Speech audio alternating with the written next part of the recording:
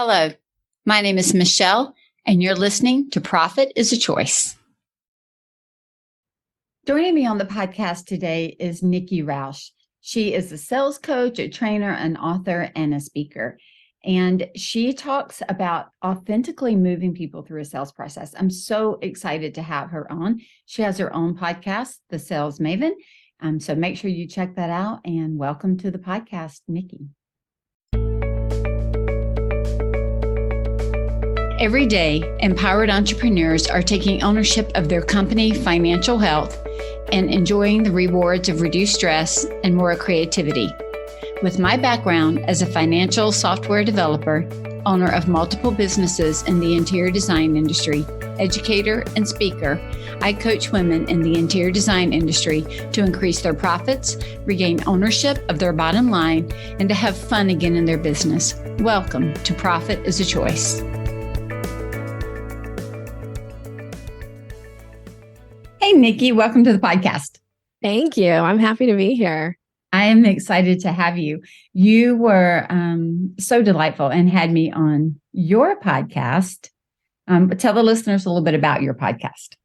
So my podcast is called Sales Maven, and the episode that you came on, I do a series on there. The podcast is really sales focused, and I do some on-air coaching calls, and I do some solo episodes where I teach concepts.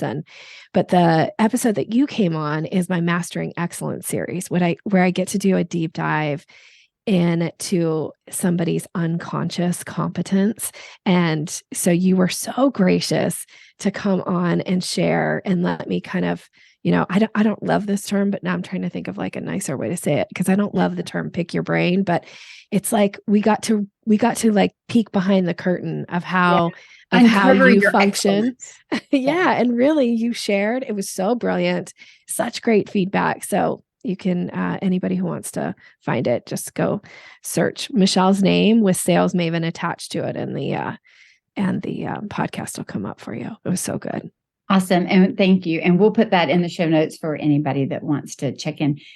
But now it's my opportunity to kind of turn the tables and talk to you and ask you some questions. And your superpower is sales, right? I mean, Sales Maven, you've got sales coaching courses, all types of sales. I have had multiple people on the podcast who talk sales, and I'm going to be honest, sometimes in that whole sales category, it can feel schmoozy and sleazy. And, that, right? Yeah. I know even for myself, I'm constantly trying to figure out, how do I sell without being salesy? And I think that's the conversation I hear. I guess what we're saying is we want to just be really authentic, relationship oriented. And the truth of the matter is, I love the book Yourself Solid. The truth of the matter is, we're not trying to force anybody to work with us, regardless of what we're selling, right? The goal in sales is I'll give my definition. I'd love to hear yours, but I think the goal of sales is to match a need with an offer. And so if they have the need, they either have to know they have the need, or we have to show them they have the need. And then if we have the solution, we offer it. So we're actually offering the solution. If they don't need it, or we don't have the solution, it's not best that we work together. And so we're not trying to force something that shouldn't fit. We're trying to actually make things better. If we do it the right way. What are your thoughts on that, just from a sales? Yeah, I think one of the misconceptions that people have about sales is that it's your job to convince somebody to buy from you. I don't subscribe to that belief at all. I don't think your job is to convince anybody. And frankly, in our society today, we all have our opinions, and we don't really want people trying to change our minds and convince us of things. And so when I think about sales, I think people often think, oh, sales is something that you do to somebody. But that feels gross, like doing to somebody. So I say sales is actually something you do with people.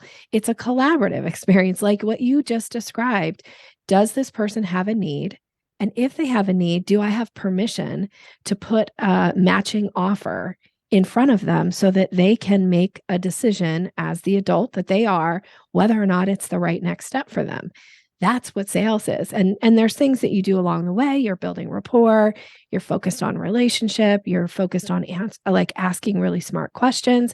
And all of those things leads this process to the place where we can put an offer in front of somebody who has a need. They can make a decision.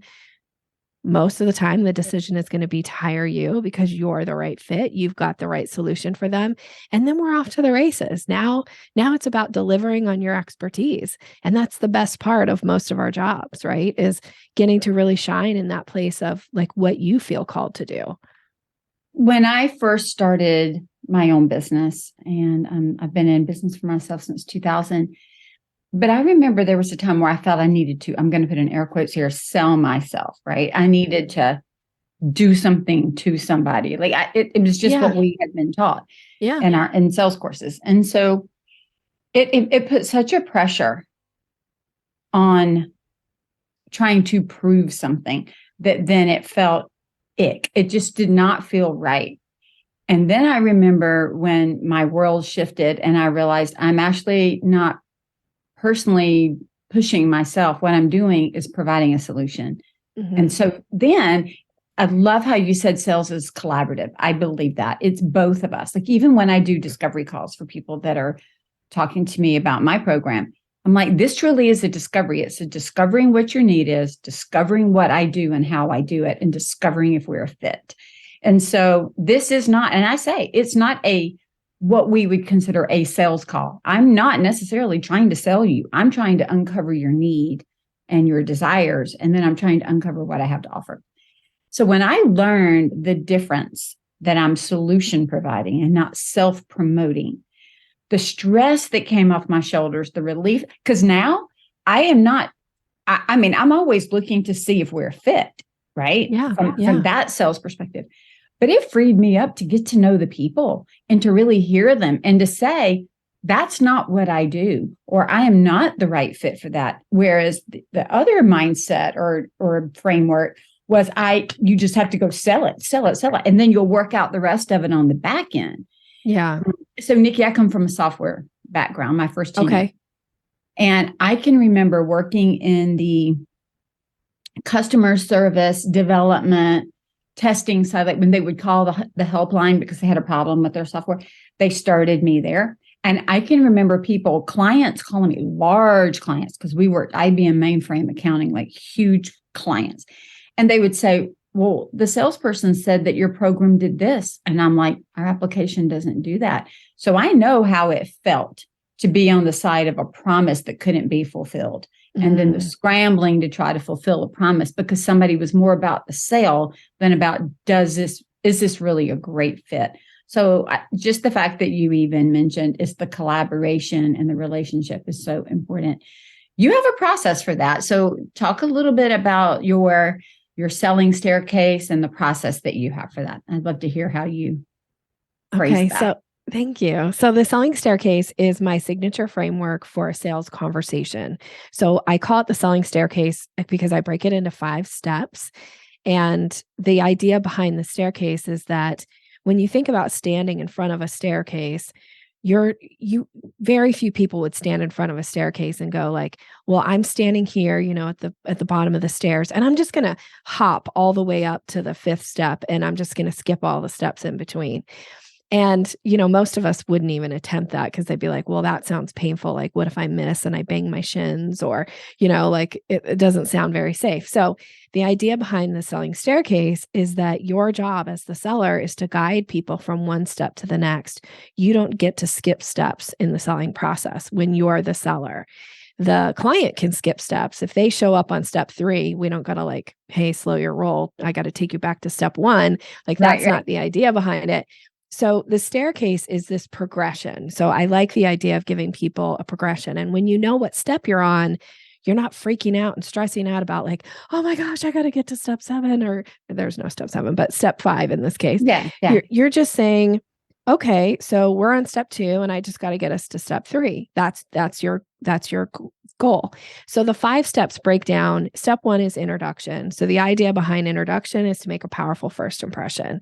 That happens online, that happens through your website, that happens when you're meeting people for the first time, somebody's being introduced to you. So what are you doing to make a powerful first impression? And then I can go as deep into all these steps as you want, but I'm just going to go through them quick. But so step 2 is create curiosity. This, by the way, is the most missed step because most people don't think about, do I know how to create curiosity when I'm talking about my business? And if you don't know how to create curiosity, you'll miss having conversations with ideal clients because they don't know what you know. They don't know what to ask you. They don't know what's possible for them. So your job is to create a little curiosity. And when you start to create curiosity, what happens is people start to ask questions. They lean in. They want more information. And those are what happens when they're doing that is those, I call those buying signals. So when you get a buying signal, then you know it's time to invite somebody to step 3. Step 3 is discovery. That is that call, like what you explained. It's not necessarily even a sales call. It's finding out what's the problem, what's the need, what's the want, asking smart questions that lead the person to start to self-identify of like, oh my gosh, Michele has something that I really need. So I'm in here. Like I'm going to want to know more. And also for you to identify, are you talking to somebody who's the right fit for your business in that discovery? I always say, if they're not a right fit, then your job is to bless and release them. That's exactly right. Yeah. You don't have to like force it, right? But if they are a great fit, then we're going to invite them to step 4. And that's the proposal. That's where you're laying out ways to work with you. That's where you're standing in your place of expertise and you're making recommendations. You're not coaching, you're not giving stuff away. You're just telling them how they can get what it is that's going to meet their need and solve their problem. And then step 5 goes really closely with step 4, and that's the close. And what I mean by close is you have to actually issue close language. Step 5 is the second most missed step in the selling staircase because I find that a lot of times sellers will get to step 4 and then they'll hang out. And because the client or prospect doesn't know what to do, they'll also hang out. And this is where people get into this mode of like, so I send proposals and then people ghost me, or they didn't really make a decision. So now I'm not sure, should I call them today or should I wait? Well, chances are you never issued close language. And because you didn't issue close language, they probably didn't know that it was time to make a decision. So you've got to issue close language. Now, it doesn't mean that they will necessarily make a decision, but when you issue close language, and close language, by the way, is saying something as simple as, after talking through these options, which do you prefer? That's close language. Super simple. All of us can say that, right? That's not a scary thing to have to say to somebody. And then they can decide. They can say, yes, I want to hire you, and say which option they prefer. They can decline. They can ask a follow-up question. They might raise an objection, or they might say, I need to think about it. And the reason I teach this 5-step process is because every step of the way, you'll know what to do or say next. So you don't have to fear the conversation. You don't have to hold yourself back. And you also don't have to be aggressive either. It's just a conversation. It's a back and forth exchange. We're talking with people, not at them. And we're letting them know what to do next based on the questions that we're asking. So, in design, in window treatments, in whatever it is that we do as business owners, we have a process where we lead our clients from the beginning of the engagement to the end, right? Yes. Outside of the sales process. But once they are our client, for those of us, especially those that are trying to scale, to have a repeatable business that serves our clients the same way or better, or produces a consistent outcome, we have a process. That's one of the first things every client has ever asked me is, okay, so now that we're working together, what's your process? What comes next? Where do we go? I think part of, you made the comment about not offering a good closing phrase or words that lead them. It's almost like saying, not even telling them that there's the 5th step, not even telling them that there is one more step. Like, we've walked up 4 with me. I want you to know the staircase ends at 5. Like, we're almost there. Yeah. Right? They won't know that. And if you think about it in terms of design, that'd be like saying you never tell them that there's an install date. You never go, here's the end, right? You're just always in this process of not knowing where you are. So I love the idea of a process with the beginning and end, because it actually gives us, it allows us to relax in that. And like I said earlier, not talking at, selling to, but more collaborative. Is this good for you and me? The majority of my coaching packages are a year in duration. So I can promise you, I do not want to get engaged in a relationship with somebody for a year where neither of us are meant to work together, or our values don't align, or their need doesn't align with what I have to offer. I do not want to spend a year, and I don't want them to spend a year with me that every time I'm asking them for something or helping them with something, they don't want to be there. And so, working through our own process, I love that we have one here because it provides safety. Okay, so I'm going to just dive right in here. I think I really want to ask about this create curiosity, because you said it is the most skipped step. Yes. And so can you go a little deeper there, Nikki? Okay. Help us understand, what does it mean to create curiosity? How can we create that? Because I'll be honest, that just the idea of sales makes it, including me sometimes, it makes me nervous because of the old ideas. And even creating curiosity, some people think, oh my gosh, now I have to go brag on myself. That's not what it means at all. No. It's not at all. But yeah. Tell us, what does it mean to create curiosity? What are some ways we can do that? Okay, so hang in with me for just a minute, because all of a sudden you might think, oh my gosh, who's this crazy lady that I brought onto the podcast? But when I think about creating curiosity, I often compare it to, it's the difference between how you call a dog versus how you call a cat. So I don't know this about you, Michele. I don't know if you're a pet lover, if you're a dog lover or a cat lover. So I'm going to ask you now, are you either? I love my dogs. I do not have cats. Okay. And I'm not really a fan of cats. Like if That's the one okay. was around, it can be in the room with me. I just prefer it not to rub up against me and get all over me. Yeah. Perfect. But a dog all day. Okay. So a lot of times when you want to get your dog's attention, right, you do this thing where you're like, oh, come here, baby, or come here, boy, or come here, girl, right? Like it's a little bit of a high pitch, like it's a lot of energy. It's like, oh, and dogs really respond to that energy because they're like, oh, mom's in the room. We're going to do something fun. Like, oh my gosh, I'm so excited. Maybe we're going to go for a walk. I'm going to get a treat, whatever. When you show up in your conversations, and this happens a lot of times when people are newer in their business, is they're just so excited to be of service. And they're just so excited to share and educate people that they come off with what I call dog calling energy. And as humans, we don't respond in the same way that dogs do. You did it exactly. You kind of push back a little bit. You're like, oh, too much, it's like, I feel a little nervous. So the flip side of it is, if you think about how you call a cat, if you want to call a cat, they're never going to respond to like, come here, come here, come here, right? You do this little thing where you go, here, kitty, kitty, here, kitty, kitty. Now, cats don't even always come to that. They might give you a look. They might go, what? What are you doing? Yeah. Right. And it's more like, if you want me, you got to come to me most of the time. So with this idea of creating curiosity, I think I always encourage people to come up with what I call here, kitty, kitty statements.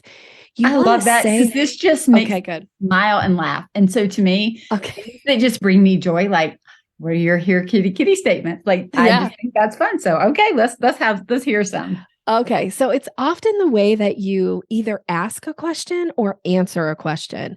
So I usually give people like the simplest question that most of us are really adept at. Like, we already know how to answer this question because we get asked it all the time, is how are you? Right? Like, you know how to answer that question. And maybe some of us have like kind of a standard response. We might say like, oh, I'm good. How are you? But the thing about that is it doesn't create any curiosity. It doesn't lend itself to open the door to have real business conversations. So how you answer questions allows you to create some curiosity, because it allows the other person to go, what does that mean? Tell me more about that. So just even a simple example, if somebody said to me right now, Nikki, how are you? I might say, oh, I'm so great. I just launched my master pass today. Now, that may or may not create curiosity. It may have somebody go like, what does that mean? What's a master pass? Now it gives me a little bit of permission to tell them a little bit about something about my business. Or I could say, oh, I'm so excited. My podcast just reached a new level. And they go like, oh, you have a podcast? What's your podcast about? Right. Then I have permission to talk a little bit about my podcast. So think about the way you're answering questions, whether it's online, whether it's in person, and definitely works in person. If somebody says like, what's new with you? And you say nothing, that's not going to create any curiosity. But if you say, oh, I'm just about to do something interesting in my business, people are going to go, what's your business? Tell me more. What does that mean? They'll lean in. You've created that here, kitty, kitty. They'll ask you a follow-up question. So a couple little rules of thumb around creating curiosity. Your answer should only be up to 3 sentences at the most. If you have an answer to whatever the question is that somebody asks you that is more than 3 sentences, you are now in dog calling energy. That becomes a little bit of a word vomit. So you want to hold yourself back. I try to create my curiosity in a sentence or 2. And I do this all the time. I really walk my talk. So I don't expect my clients to do things that I don't do. So a lot of times I'll just come up with like, what's my answer for the week? And I'll just say it to anybody who asks me, like, how are you, Nikki? And I'll just have I don't even care if it's Starbucks and I'm standing in line to order a tea or whatever, right? Doesn't matter. I one time did it unintentionally, really. I was getting my teeth clean and my hygienist asked me like, what's new with you? And I said, oh, I just launched my newsletter this week. This was a few years back. And she had her hands in my mouth and she was like, tell me more about this newsletter. And, then we start talking about my business, right? So you never know who's a potential client for you. You never know because they don't know necessarily what you do or who you are. And if you're willing to create curiosity, what can happen a lot of times, and my clients report this back to me all the time. They're like, oh, I just dropped this curiosity, my little here, kitty, kitty statement. And this person was like, you know what? My brother works at such and such company and they are looking for somebody that does what you do, right? Or they'll say, gosh, I never even thought that there was people out there that did that. That's so interesting. I wonder if I could benefit from that. Now that's a buying signal, right? So then you get to act on it. Then you get to invite them to the next step with you.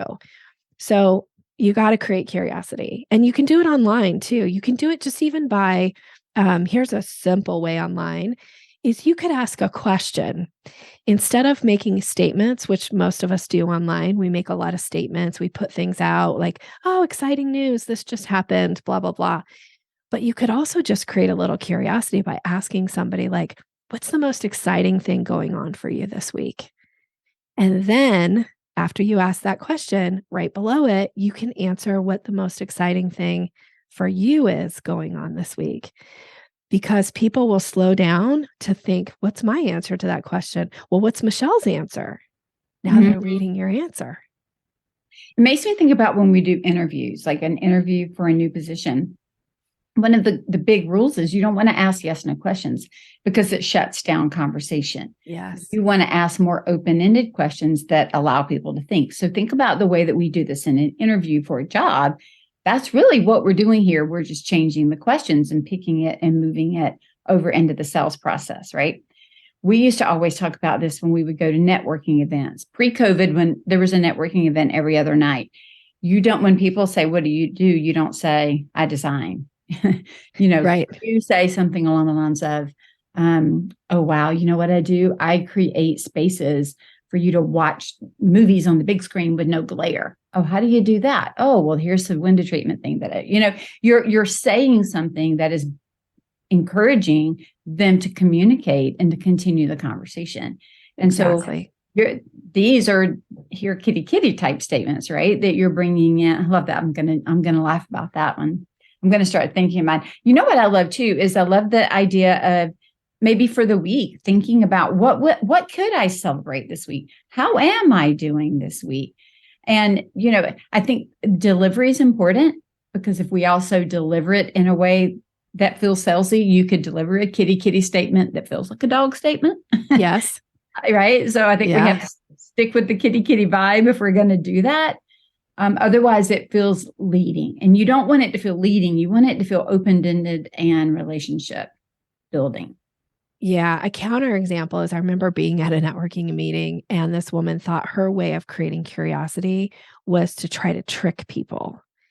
And it fell really flat, right? Yes. Like her thing was like, you'd asked her, so, tell me a little bit about your business. And she's like, well, I could tell you, but I would like for you to guess, and it was like, no, Yeah, thanks. I'm not interested. Like that doesn't, Right. that feels like, are you trying to trick me, or like, where are we going with this conversation? So you do want to give an answer, and that will spur some conversation. That's the whole idea behind the technique. If it causes people to feel, or like, this feels weird or uncomfortable or awkward, you've missed the mark. You've totally missed the mark. And when you do miss the mark, which sometimes we do, right? That's okay. You just change it up. If you have your here kitty response to questions and people don't, pick up on them, and they don't ask a follow-up question, then you just go on with the conversation. And maybe you can bring a here kitty in later in the conversation, but you don't say like, hey, wait a minute, I just tried to create curiosity. You were supposed to ask me this, You right? missed it. Yeah. So this is also why I get a little bit nervous when people try to tell people you got to follow this exact script. Because if you sound like a robot, that's not a real conversation, right? So you want it to be something that feels natural, something that you're a little bit excited about, or something that's true. You can Right. also do this on your calls with existing clients. If your existing client, you get on a call with them and you say, I've been thinking about you since our last conversation, and I have a couple ideas. I don't know. Would you be open to hearing those? That's a little bit of a here kitty, because if you say that to me, you better believe I'm going to be like, you're thinking about me. I'd like to know more. Yeah. Right. Tell me more. Yeah. Well, and I know, sometimes I guess I've never really thought about it as that type of statement. But when it is grounded in truth, right? Like I really was thinking about you this week. Yes. And I really did have some ideas. I think people can tell that, because I know even when I get discovery forms, and I have a very thorough form, I read that form. I go look that person up. I mean, they've looked me up. They're giving me information. I go look them up, and I can start to actually build excitement about what they're building and about what they've created before we ever have a conversation. Yes. And so sometimes I'm like, I'm so excited to talk to you. Like, I'm really excited because I've done I did that when I even spoke to you this morning, because I'd already talked to you and I knew, and I was excited that you were coming back on my calendar. But it does build this opening for relationship to occur, because I'm already naturally thinking about them and feeling it. And so to say to them, I already see a couple of things, as we move forward, that might be of assistance to you. I think I love the languaging as well, Nikki, that says, I'd like to offer you, instead of saying, let me tell you, because the let me tell you comes across very demanding, and it gives off just the wrong vibe, right? Where I'd like to offer this to you if you're willing to take the offer. In other words, I'd like to offer you to move up to this next step. Then they get opportunity, so that it stays collaborative instead of one-sided. Yeah. And I like to ask them as questions, because then people are giving you permission. And then when you give somebody permission, you expect they're going to now deliver on what you just gave them permission. So when you say like, I've been thinking about you and I have some ideas, would you be open to hearing those? They say yes. Now they're prepared to hear them. But the person who shows up and is like, I've been thinking about you, I have some ideas, let me tell you all of my ideas. Now it feels like you're forcing something on them. That's right. Yeah. That's right. It's a very different response from the other person. And the goal here is always to put the other person at ease, to make it easy for them to be in conversation with you, to make it easy for them to be open to hearing your message. And frankly, to make it easy for them to be revealing about their thought process, their questions, their concerns. And the more transparency and the more relationship you build in the sales process, that carries forward into the actual work with that particular person, right? 100%. So I know that sometimes during the discovery, we get very transparent. And so when that happens, I have the opportunity later to go back and even refer to, okay, remember in the discovery call, here were some pain points that came up. Is this a good time for us to start addressing those or to look at that?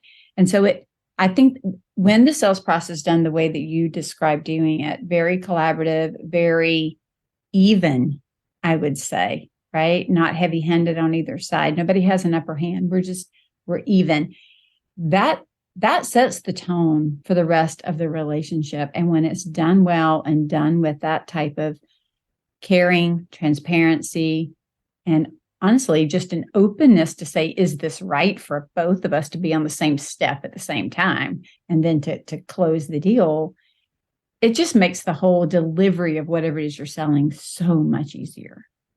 Yeah. And not even just for you, but for the client too. Yeah. Right. Because they know, because, the worst thing, and I think a lot of times in a sales situation, if you're the seller, you don't think about the fact that this is a vulnerable spot for a client to be in or a prospect to be in, because they're having to admit that they need support around something. They need somebody who has an expertise that they do not have. Right. And so your job is always also to be creating safety along the way so that they feel like, okay, I'm safe with Michele. She's got my best interest at heart, and I can be open with her. I can be, revealing with her, and all of these things build these really strong relationships. And from building strong relationships in your business, and I suspect you probably have experienced this, and you can tell me if I'm wrong, but you start to create ambassadors in the marketplace for you too, because these people are like, the only person I recommend for what it is that you need, I'm talking to another friend later on down the road, is Michele. She is the go-to person for this. And if you're going to talk to anybody, you should absolutely talk to her. We want ambassadors out in the marketplace shouting from the rooftops how amazing it is to work with us, how they recommend us, because you've done all that work through the sales process and then through delivering on your expertise, whatever they hired you to do. Now you've got ambassadors out there that frankly will carry more weight than any marketing money you could ever spend on anything, right? Right. Somebody saying word of mouth, Michele is your go-to person for this. That's right. So let's talk about the second area that gets skipped a lot, and that is the close. And I'm just going to be very honest. I can get caught up in that if I am not paying attention, because I've been so busy building the relationship that I then feel like at times, oh, now I don't want to push them. Like, you know what I mean? Like I want to give them space. But there does need to be that invitation to close, that closing language. I've worked with quite a few business owners who would say, I sent the proposal and nothing's happening, versus here's the proposal. Let's walk through it. Do you have any questions? Now, giving them an opportunity to have an action. What are you going to do with this information? So can you share just a little bit? I think I'd like to start with Nikki, if it's okay. Why do we sometimes lock up, freeze up? Let's assume we know that we need to get to a close, right? Not that we had no clue that we were supposed to close the deal, because that's a whole nother conversation. Let's assume that we know that there should be closure to this at some point. But we are on that step 4, that proposal. We've told them, we've heard all their challenges. We've heard what they want or need in their life, their business, whatever it is we're serving. We have told them how we work and what we do. How do we move into that closing? How do we have that conversation? What signals us to say, and how do we have the courage? Like, why? All right, now that's 5,000 questions I just threw at you. Let me back it up. Why do you think we don't necessarily move to the close? What is the mindset that is stopping us to actively just say, what do you want to do? I think it can be a few things. One of the ones that I think maybe isn't commented on very often is we make the assumption that they know what they're supposed to do next, so we don't need to do anything else. But that's actually a false assumption, because you haven't completed the process and you still need to guide them to that step. The other thing about this is we often don't think to make that close it could be because we get nervous. Like that's a more obvious reason, I think. Fear, is nerves, that kind of thing. We're like, oh, this is the part that feels like selling, right? So then so then you hold yourself back. But what we forget is that people have what's known as decision fatigue. We all have it in certain contexts of our lives. And I don't know, Michele, have you heard the, like, on average, how many decisions adults make a day? Have you heard about this study that's out there? I know that it is a huge amount, but I don't know that I know the number. I remember seeing a study one time about how much information we take in. Mm-hmm. And in one day, it's like equivalent to an entire year or decade back in like the 1700s. They just did not have the amount of information coming at them. Do you have the numbers? Yeah. So they say the average adult makes a minimum of 30,000 decisions a day. I think as parents, you tell me because I'm not a parent, I know you are. I think parents make more. I've also seen another statistic where it says up to 60,000. So maybe that's where the parents are falling, but it's a lot of decisions. So our brains are tired. And frankly, our brains are kind of lazy. Our brains are going to do the least amount of effort and energy that we have to do because our brains are working so hard to do everything else, right? Keep us alive and the heartbeat and all the things that go into that. And because we have decision fatigue, oftentimes we won't make decisions on things if it requires us to do too much work. So when you don't issue that close language that is involved with the proposal, if you say, I'm going to send you the proposal, why don't you take a look at it and then let me know what questions you have, and then we can circle back later. You have essentially just said to this person, add me to your to-do list. And when you add yourself to somebody's to-do list, the chance of you ever making it to the top is slim to none because they have decision fatigue, because they have other things that will pop up that are calling for their attention right now in this moment. So you're never going to make it to the top of that list. But if you say to them, so I'm going to send the proposal to you today. Let's schedule a circle back call to walk through the proposal. That way I can answer any additional questions that come to mind for you. And then we can talk about working together, like next steps. And then you say, can we schedule a time on Thursday at 10? You don't just say, I'll call you on Thursday. No, you get on their calendar because most of us live and breathe our calendars. Exactly. So then when you get on that call on Thursday, you walk them through the proposal and then you say, so now after reviewing the proposal, are you ready to move forward with this? Now you've put that decision a very simple way for them to actually be able to make the decision, for them to say, yeah, I'm in, I'm so ready. Or for them to, again, voice an objection or have a question. And it's super important that you get to that point where you issue that close language, because if you don't give them the opportunity to voice an objection or ask that one lingering question, oftentimes you won't earn their business. I had a coach that used to always say to me, Nikki, most people are one decision or one question away from hiring you. That's what he would say. Most people are one question away from hiring you. You have to give them the opportunity to ask that question. And I love that, the context of that. So I think it wraps really nicely around this idea of the close and why it's super important that you do it. Even if it makes you uncomfortable, even if you feel a little nervous, even if you think it's obvious to the other person that that's what they're supposed to do now is make a decision, you ask the question and then you wait. You zip it and you let them say whatever they're going to say next. That's hard to do. I mean, that is a learned approach, right? Mm-hmm. We used to always say, whoever speaks first loses. So after you make the offer, just be quiet. And for me, that was really hard because I'm a talker and I'm a verbal processor. I'm not just talking to talk, but I verbally process things. My husband and I sometimes have to have a conversation because he processes mentally, like internally, and then he'll just give an answer. And I'm sitting here wondering, how did you get there? What were you thinking? And right. And so sometimes I'll say to him, I need to talk this through with you, so that he knows that I'm doing the verbal processing. And so, especially for those of us that are verbal processors, to just be quiet and let the other person even internalize what was said and make it can be a challenge. It can be learned. You can do it, but just throwing that out there that we all have different styles One of the things that I always like to share with my designers, especially because they're delivering huge proposals. I mean, these proposals could be 6 and 7 figures that they're putting in front of that client. And I ask every single time, Nikki, tell me, how many of you, by the time you actually put that proposal together, were shocked at the number that came up? Every one of them is shocked because of the cost of all the individualized items to create a custom design, whether it's window treatments or, whole homes or whatever.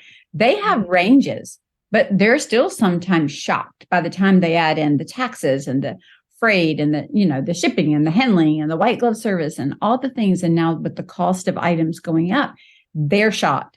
And so I say to them, you live in this, these numbers, these vendors, like this is what you eat, drink, live, breathe, do all day long, right? So if you're shocked, you have to give them time to process the shock because they don't do it all the time. And so sometimes they are also in their brain, the client, the one that is looking to be the buyer, they're having a conversation. This is more than I expected. This is less than I expected.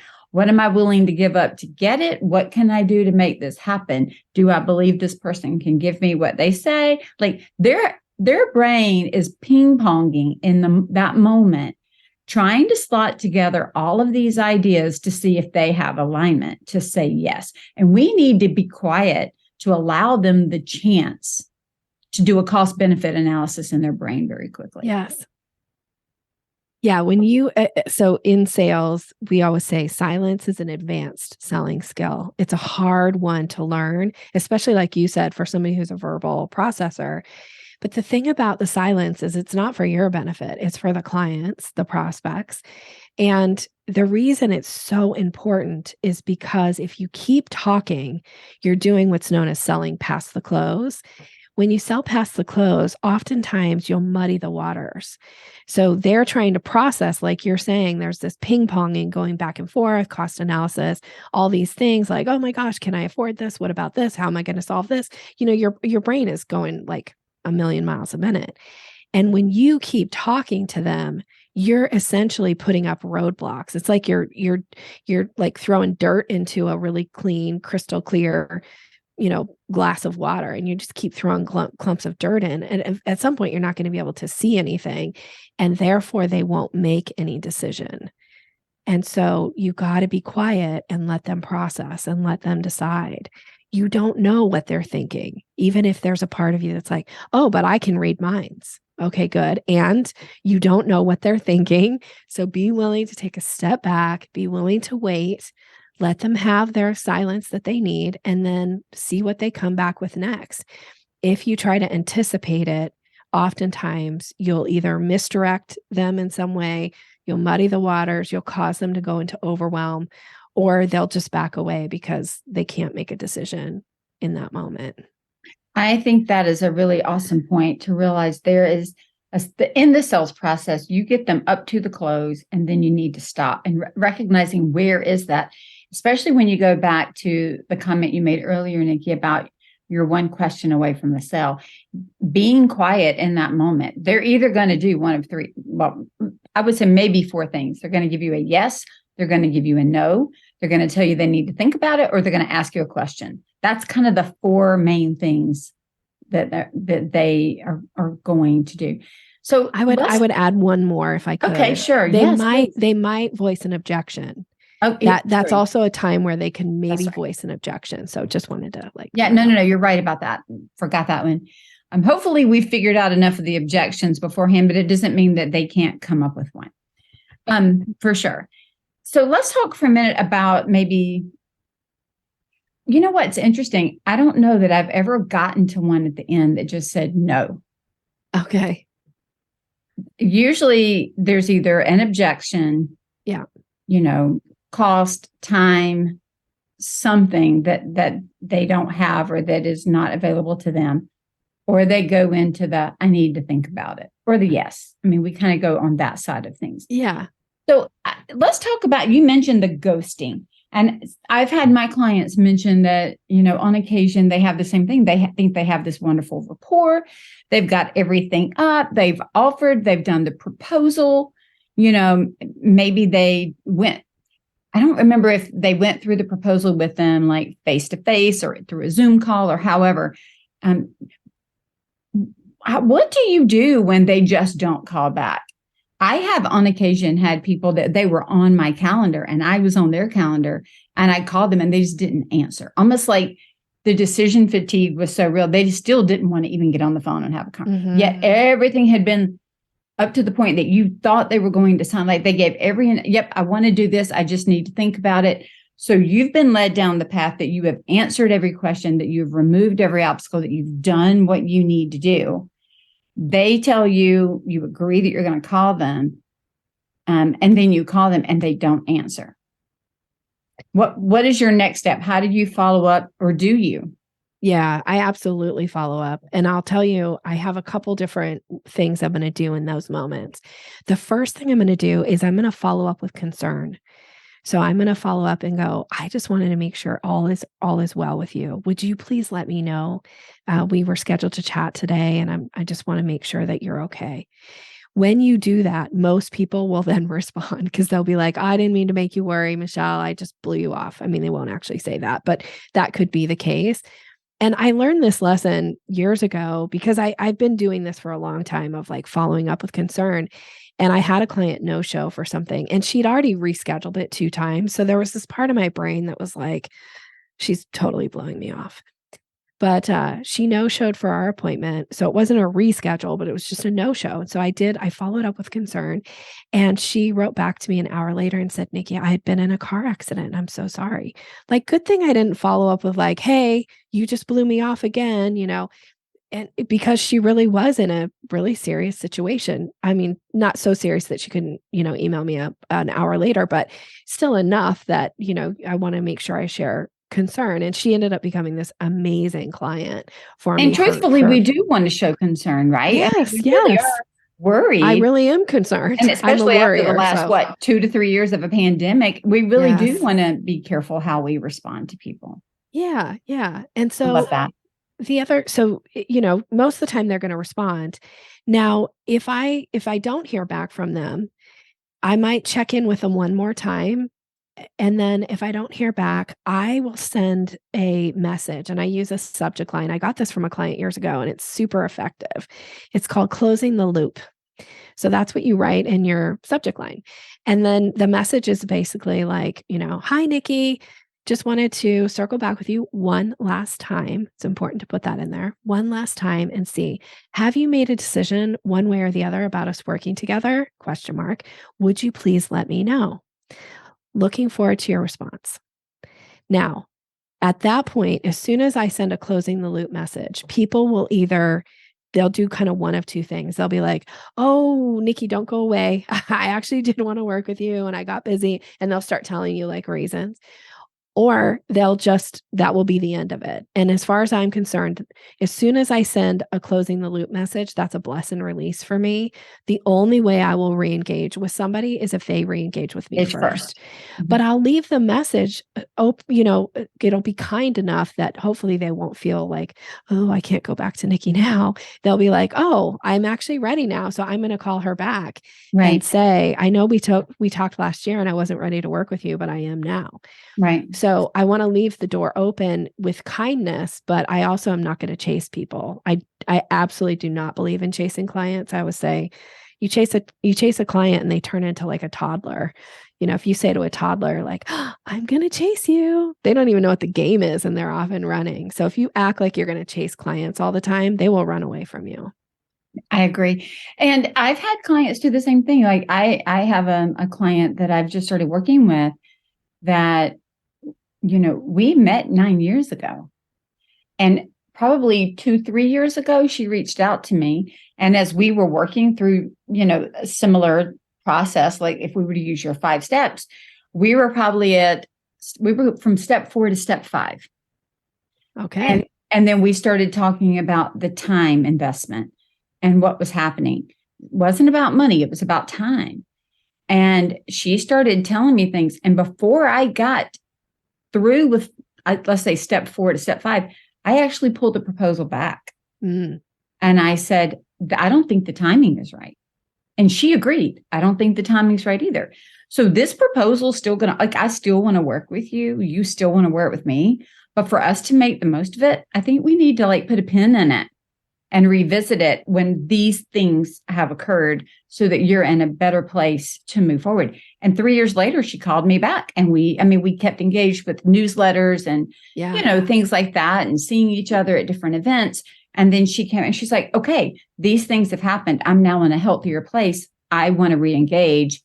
Can we talk, revise, review the proposal and move to the next step? So it was quick and easy the second time.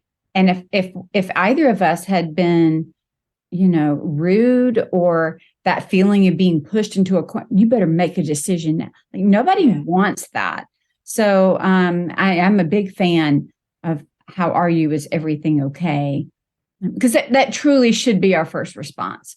I think so too. People that we've been if we've all the way been through a conversation with, I want to believe that they are kind people, that when they put something on their calendar, that they intend to show up for it. But things happen. So giving grace in that moment, I think goes a long way.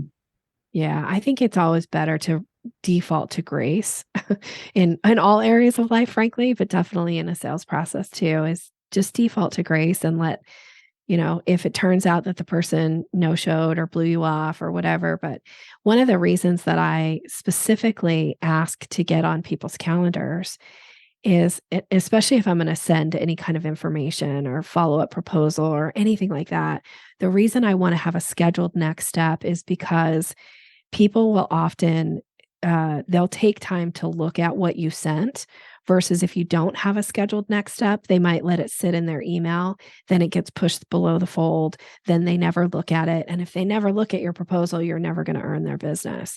So we want to make sure that they look at the proposal, and by having something scheduled on the calendar, they're more likely to do that. And then because they look at it, if they look at it and have sticker shock and then go, no way in heck, am I ever going to buy this? They'll likely cancel that call with you. And then, they're not a good fit. They're not ready. Right. You can do some things to build some, keep that rapport going. But I would rather somebody tell me, 24 hours, 48 hours ahead of time that the answer is no, Nikki, than me have to get on a call with somebody for them to say, so I just got on this call to tell you I'm not going to hire you. Like, I don't want to waste my time with that. And I don't want to waste their time either. So get that call scheduled because you're more likely to get a decision. All right. So I'm going to throw this out as we are wrapping up our conversation. Okay. And that is, we need to be the kind of clients that we want to have. Right. Hallelujah. Amen to what you just said. Because I'm just going to lay it out here because there are some things that drive me crazy.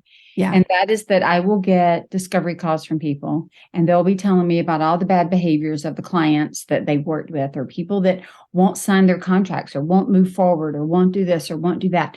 And then we have something scheduled and they do the same thing, or they ghost, or they don't look, even with follow-up, even with grace, even with all the things.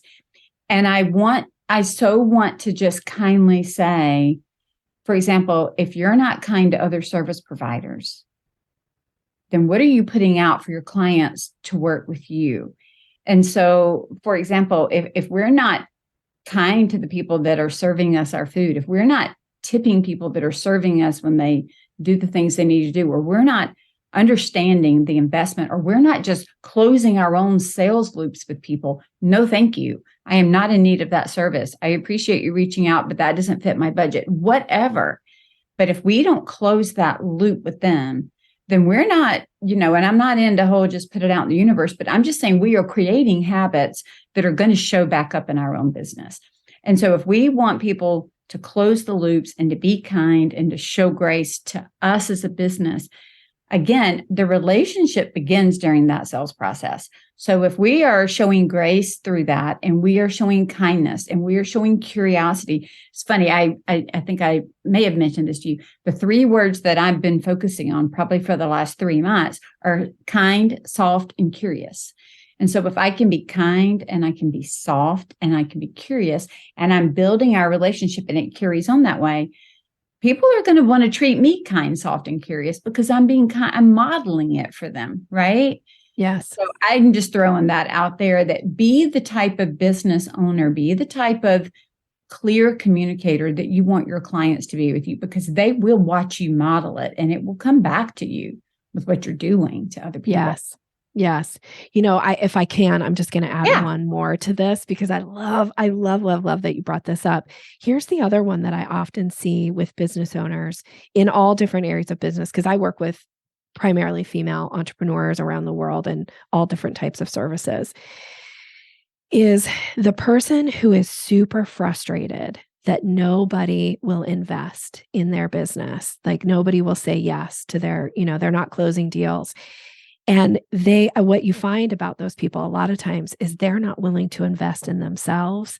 And so they show up with this attitude or this maybe energy that why would anybody invest and hire them when they won't even invest in themselves? This is another one that I think when I hear this from people, I had a kind of a client for a while who was always complaining that, people they just didn't see the value behind her service, but she would constantly look for the cheapest option of how she could get feedback from me without paying me money. That's right. And I just was like, you're missing the point here. Missing it. You got to dive in. You have to invest in yourselves. And people are often like, yeah, Nikki, how do your business has gone from here to here and you've done all these things. And I'm like, I invest thousands of dollars in my personal development every single month. I have a coach. I have a mastermind for me as a business owner. And so when somebody is like, yeah, I really need some sales or I really need some marketing. And it's like, well, what's your marketing budget? Well, I don't have one. Well, what have you invested in learning how to sell? Well, I haven't. Well, come on. I know. Come on. I see the same thing, especially in interior design. I mean, it's an elevated type of, it's a luxury market, period. Yeah. Yeah. Outside of, going to a local store and buying something and bringing it in your home. But I see people there's this idea of what they're worth versus what their products and services are worth. And I'm a big separator of personal human worth from what our business does. Whole different conversation, but it's one that we have to think about in the sales process. But at the same time, they're not investing in professionals to do what they need to have done in their business. So they're looking at, it drives me crazy when I see that out online. I'm looking for the best this, I'm looking for the cheapest this, but they're like, nobody will pay my rates. It's the same conversation you had. And I'm like, do you not see that disconnect? Because that disconnect is like blaring at me. I don't know why you don't see that. Yeah. But when they start investing in their business and in the support of them as the business owner and support of what they're doing, the more that they build into that, the more that it actually builds their confidence to go out and do that. For people to come in and see that difference. Yeah. So definitely a huge disconnect. But I think the more we connect it, the more we can sell the product and service and offering, because we're confident in that. Right? Yeah. Yeah, absolutely. When you invest in yourself and invest in your business and you really understand what it takes to get to this level, then when you're putting out your proposals and people are like, oh, wow. And you stand in this place of credibility and you go, yeah. And imagine what your home is going to look like, or imagine what your environment is going to look like after you have this done. You come from a place of credibility. You come from a place of authority, and it will come across in the way that people perceive you. Right. Because you know what it really takes to get it done. Yeah. You understand it. Yeah. Power in that for sure. Yeah. So Nikki, tell people where they can find you if they want to follow up, if they want to listen. We're going to link your podcast, but where are you hanging out online? I tend to hang out probably on Instagram the most. So you can find me under Sales Maven. I'd love to wrap a gift around for your audience. If anybody's interested in really up-leveling their sales, I have an ebook. It's called Closing the Sale, and it talks through kind of those last 3 steps of the sales conversation. It gives some ideas around some close language that we've talked about today. You can get that by going to yoursalesmaven.com/choice. So this is for your listeners. Awesome. And then we'll be connected. So I'd love to hear any feedback or your takeaway from this episode. It's super fun to get to spend time with you, Michele. Thank you for having me. Oh, it's been a pleasure. Thank you so much. And I look forward to hopefully having you on again. I'm sure there are 10,000 conversations we can have. Thank you so much for joining us on the podcast, Nikki. It was a great conversation as always. I want to encourage you all to check out the links that Nikki sent, especially the one that she put out there for choice. I'm going to go check it out myself. And then I'd also like to ask you to think about where in your business you need support. Is it in sales? Is it in financials? Is it in operations or strategy? What is it that you need at this moment to get to the next place you want to go? If Scarlet Thread Consulting can help you, I'd love for you to sign up for a discovery call at scarletthreadconsulting.com. If understanding your financials and making sure that you have metrics in front of you that you can measure, check out matricsolutions.com. Always be in touch with what you need and the support that is necessary to surround you to get to where you want to go. And then don't be afraid to reach out for that support. As always, be profitable and be profitable by choice, because it doesn't happen by accident.